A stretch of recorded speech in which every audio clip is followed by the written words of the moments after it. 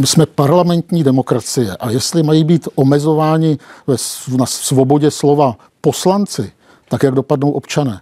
Každý, kdo to nemyslel s demokracií dobře, tak první začal útočit na parlament jako na žvanírnu. Vzpomeňme na jednoho mládence, který na začátku 20. století chodil na bydýlko ve Vídni poslouchat, jak se hádají čeští a němečtí poslanci ve vídeňském parlamentu a došel k jednoznačnému názoru, že parlament je prostě nepoužitelná žvanírna a zárodek všech problémů. Ten člověk se jmenoval Adolf Hitler a také s parlamentem rychle zatočil. Nebo proč nemít tedy parlament, když je to tak odpudivé, že si tam nikdo nechce sednout, tak proč ho nemít jako za komunismu, aby se scházel 2krát ročně, že jo? A tam všichni všechno odmávali. Přeci chtěli jsme parlamentní demokracii, máme ji a jestli to některým poslankyním je zatěžko, no tak do té politiky neměli chodit. To je velmi náročná práce a je třeba ji dělat, ať se tam člověk nudí.